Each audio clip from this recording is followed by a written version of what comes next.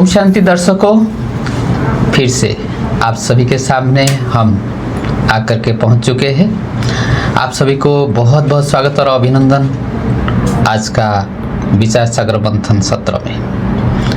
आज हमारे साथ मंगेश भाई उपस्थित है। पहले मंगेश भाई को ओम शांति करते हैं। मंगेश भाई ओम शांति। ओम शांति हरि भाई जी, बहुत बहुत शुक्रिया आपको हमारा दर्शक के तरफ से। और दर्शकों बहुत खुश हो रहे हैं हम दोनों को देख करके।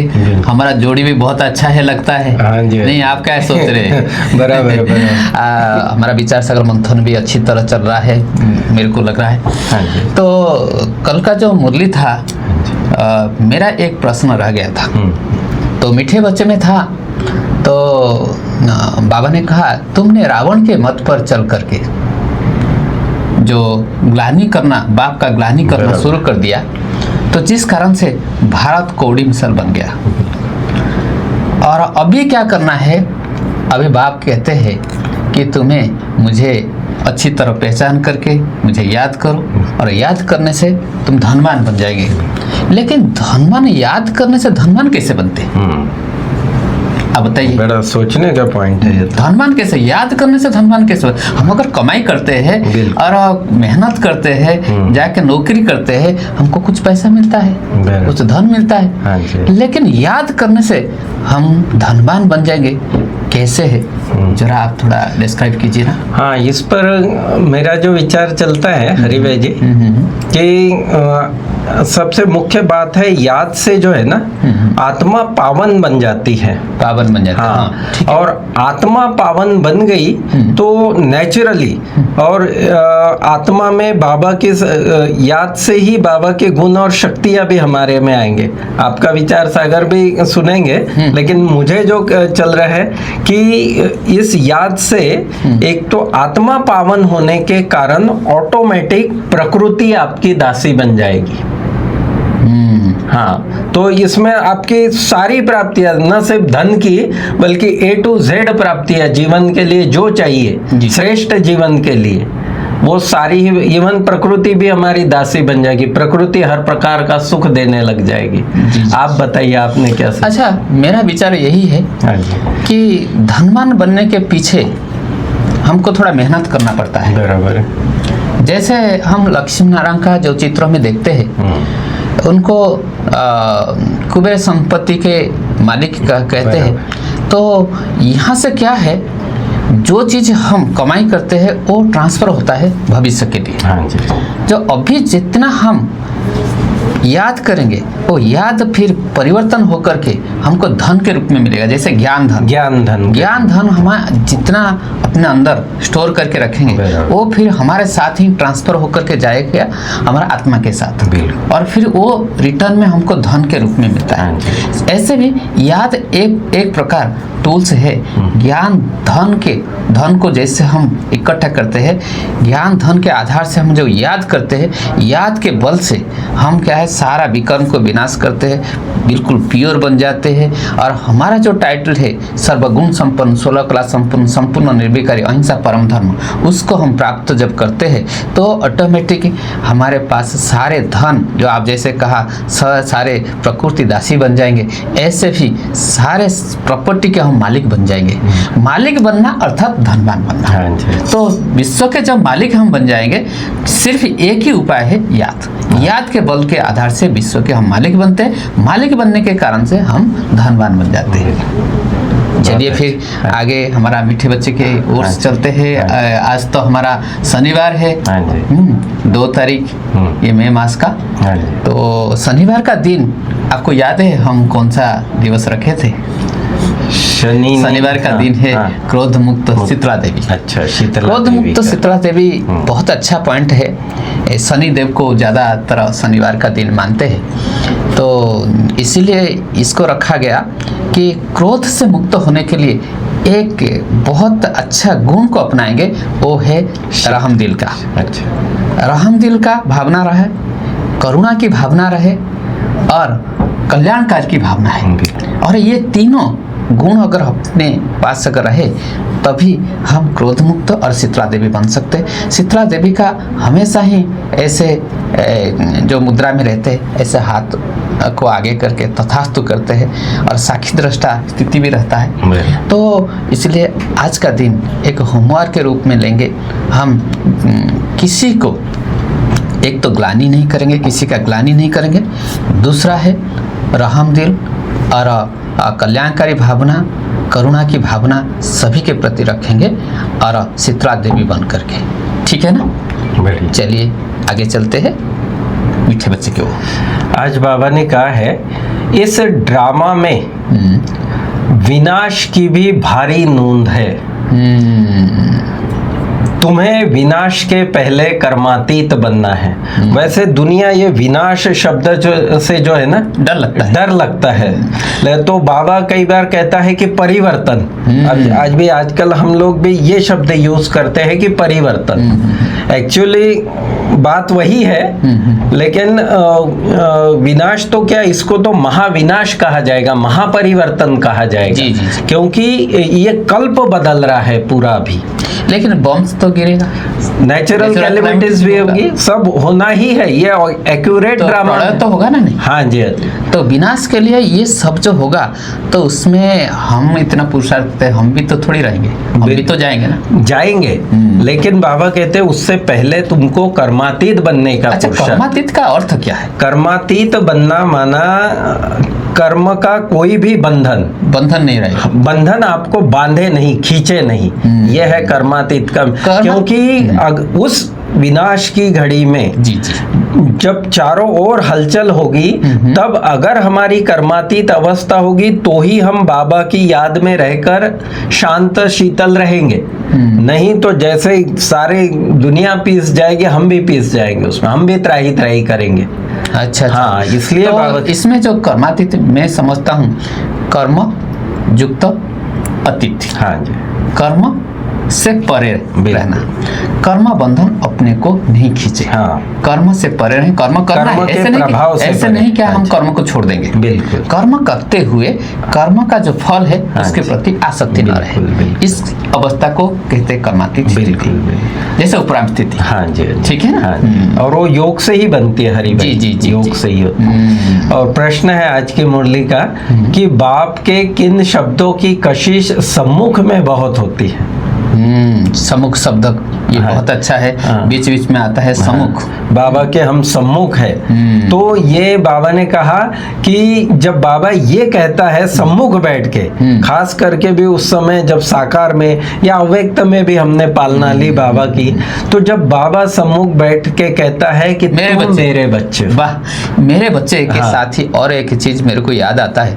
देखो, माँ बाप जब हम बच्चों को बुलाते ऐसे लौकिक में कहते मेरा शब्द कहते, मेरा बेटा अभी ये कॉलेज में से आ रहा है, कि नहीं तो मेरा बेटा आओ आओ इधर आओ, कि नहीं तो बेटी को जब कहते हैं तो उसको कुछ रानी बेटी कि राजा बेटा, ये जो शब्द मीठे, मीठे आत्मा, ऐसा अगर ये शब्द हम यूज करते हैं ना, थोड़ा अपनापन आता है। बराबर है। तो इसलिए बाबा भी वही कहा कि मेरे बच्चे, और भगवान स्वयं कहते कि तुम मेरे बच्चे हो, या कई बार कहता है बाबा मीठे बच्चे। हमको भी अच्छा लगता है, मैं अगर कहूँ कि मेरा बाप भगवान है। हाँ जी, और देखा आपने लास्ट में अव्यक्त बाप दादा का जो लास्ट में पाठ चला, क्या बाबा के महावाक्य रहते थे, ज्यादातर मीठे बच्चे, वाह बच्चे, वाह बच्चे, वाह बच्चे, मेरे बच्चे।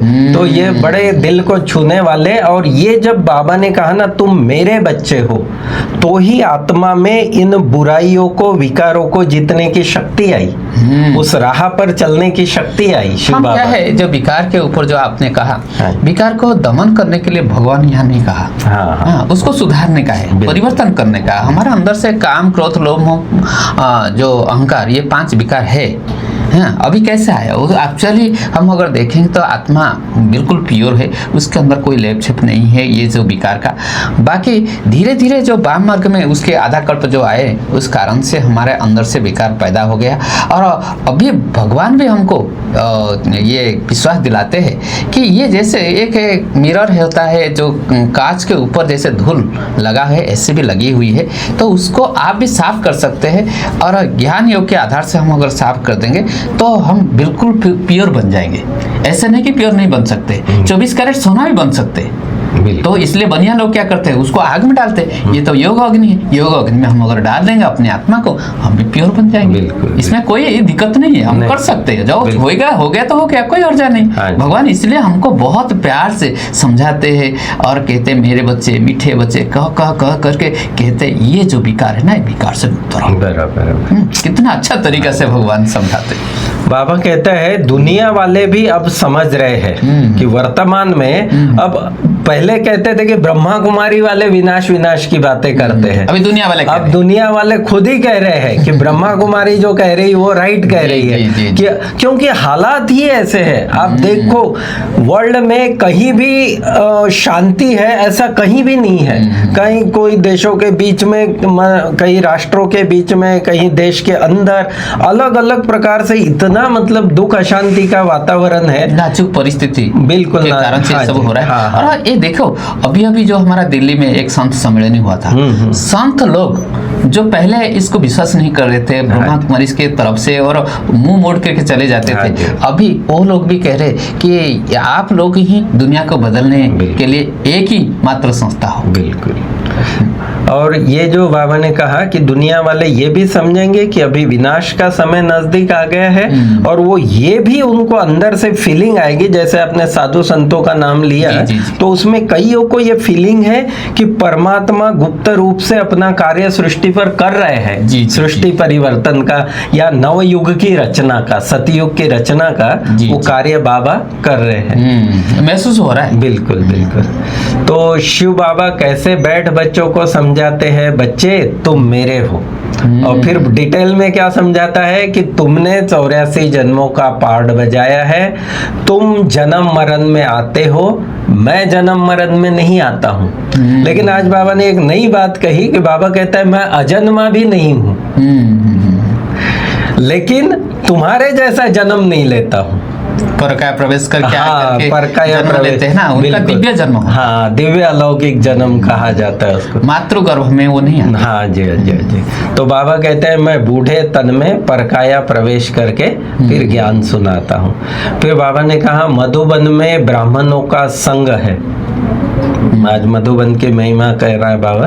तो मधुबन में बाबा कहते क्या है, चारों तरफ ब्रह्मा कुमार कुमारी है, तो ज्ञान की बाबा कहते रिमझिम चलता है। हाँ जी जी, ज्ञान की चिटचाट। मधुबन है ब्रह्मा बाबा का कर्म भूमि है, आदर्श भूमि है, यहाँ तपोभूमि है।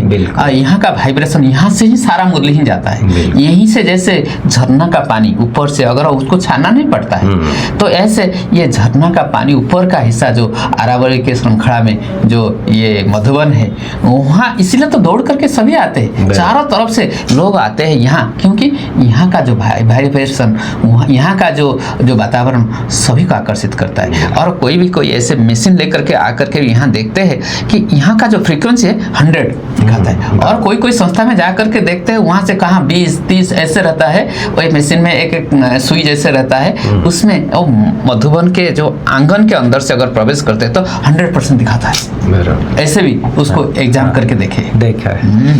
तो बाबा कहता है फिर धारणा की बात बाबा ने कही कि भोजन पर भी 1-2 को बाबा की याद दिलाओ। जी जी, ये अक्सर करके ऐसे होता है कि हम भोजन जब करते हैं, हम संगठन पा लेते हैं कि मौका भी नहीं मिलता है, किसी से काम कार्य होता है वो भी वही हम चालू कर देते हैं। उसको थोड़ा ध्यान रखेंगे जरूर। फिर बाबा ने कहा कि अभी सबकी वानप्रस्थ अवस्था है, चाहे बूढ़ा है, बच्चा है, जवान है, कोई भी है, संपूर्ण सृष्टि की वानप्रस्थ अवस्था है। इसलिए हर आत्मा की अभी वानप्रस्थ अवस्था है। फिर हमको हमेशा बाबा कहते हैं कि अभी योग की यात्रा पर रहना है, थोड़ा समय मिला है, फिर यह शरीर छोड़ना ही है, सब खत्म हो जाएगा और फिर नई दुनिया स्थापन हो जाएगा। बाबा ने कहा ये कार्य पैरेलल चलेगा, इधर विनाश के भी नजारे चलते रहेंगे, परिवर्तन के भी, तो उधर नई सृष्टि की स्थापना का भी कार्य धीरे धीरे उदय होता रहेगा। इसलिए बाबा कहते जो दुनिया कहती है ना महाप्रलय या सब कुछ विनाश हो जाएगा, पानी में चला जाएगा, बाबा कहते उस प्रकार का नहीं होता है ये इसमें कलियुगी दुनिया जाती है और दूसरी तरफ से सतयुग का उदय होना शुरू हो जाता है। तो चैरिटी बिगिंस एट होम, ये मुख्य बात है। चलिए हम अभी और जो बाकी है हमारे तो धीरे धीरे समय भी इशारा कर रहे हैं, जल्दी जल्दी पूरा करते हैं। आज का मैंने देखा जे बाबा ने जो सार में कहा कि बहुत आत्माओं से तुम्हारा प्यार हो गया, आत्मा से मोह हो गया, इसलिए मोहजित बनना है। मोहजित बनने के लिए क्या करना है बताओ? मोहजित बनने के लिए हमको आत्माओं से प्यार नहीं करना भी। ये आखिर जैसे भगवान का संदेश है। हम क्या करते थे, भगवान के जो महावाक्य के अनुसार हम कहते थे कि ब्रह्मा के हम संतान आपस में भाई बहन है शारीरिक दृष्टि से। शिव बाबा के संतान के हिसाब से हम आत्मा आत्मा भाई भाई थे। लेकिन अभी क्या है, परमात्मा आकर के कह रहे तुम अभी आत्माओं से ज्यादा मोह लगा के रखे, अभी परमात्मा के साथ मोह ट्रांसफर कर लो। ठीक है ना? चलिए आज का वरदान क्यों? हाँ, वरदान है आज का, सर्वशक्तिवान के साथ की स्मृति द्वारा समस्याओं को दूर भगाने वाले परमात्मा स्नेही भव। परमात्मा साथ द्वारा, सर्वशक्तिवान साथ द्वारा समस्याओं को दूर भगाने वाले परमात्मा स्नेही भव। बाबा ने कहा जो परमात्मा स्नेह में लीन आत्माएं हैं वह सर्वशक्तिवान बाप साथ होने के कारण उनके सामने समस्या ठहरेगी नहीं। तो इसलिए हमेशा इस फीलिंग में बहुत हम अभ्यास जरूर करें कि बाबा मेरे साथ है चलते फिरते जब भी। और स्लोगन है, प्यारा बनने का पुरुषार्थ नहीं करो, न्यारा बनने का पुरुषार्थ करो तो ऑटोमेटिक प्यारे बन जाएंगे। और अक्सर करके हम क्या करते हैं, हाँ, हम आकर्षित करते हैं और कहते हैं कि सबके प्यारे बन जाएंगे। हाँ, और आपको अगर बहुत अच्छा बात कहेंगे तो आप मंगेश भाई जी आप बहुत अच्छे हैं, आप कितना गुब्बारे जैसे फूल जाएंगे। आपको अगर न्यारे बनने का बात अगर कह देंगे तो आप क्या करेंगे, आप मेरे पर तो गुस्सा हो जाएगा। तो ये जो पॉइंट जो है, हमको न्यारे बनने का पुरुषार्थ करना है। प्यारे बनने का पहले पुरुषार्थ नहीं है, ऑटोमेटिक हम प्यारे बन जाएंगे। चलिए आज जैसे और भी कहते हैं कि अमृत वेले उठने का पुरुषार्थ नहीं है, पुरुषार्थ है रात को सोने का। रात को अच्छी तरह आप सो जाओ बाबा की याद में तो अमृत वेला ऑटोमेटिक हो जाएगा। है ना? देखो इंटरलिंक है। हाँ जी, इसके साथ ही इसका। चलिए अभी और जो अव्यक्त इशारा, ये तो इस मास के लिए खास रखना ही है हरि भाई जी। इसको याद ही रखना है कि सदा अचल अडोल एक रस स्थिति का अनुभव करो। तो इसमें बड़े सुंदर बात बाबा ने कही कि समय प्रति समय अनेक प्रकार के विघ्न आते हैं। कोई अच्छे अनन्य स्टूडेंट भी माया के वशीभूत होकर डिस्टर्ब होकर एंटी हो जाते हैं। तो उस समय हम क्या करेंगे? हाँ, समय पर घबराते नहीं। एक होता है उनके प्रति कल्याण की भावना रखना, तरस खाना, लेकिन उसके कारण हलचल में आना।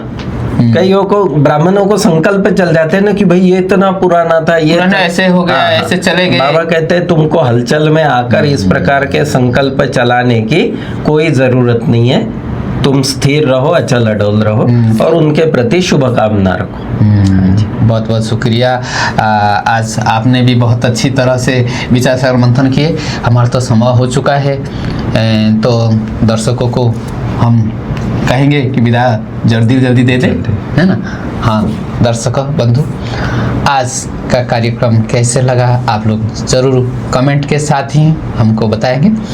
आज का कार्यक्रम को हम यहीं समाप्त करते हैं। अगले एपिसोड तक आप सभी हमको इजाज़त दीजिए, तब तक हम आप सभी से विदा ले रहे हैं। अच्छा, ओम शांति। मंगेश भाई आपको भी ओम शांति। ओम शांति।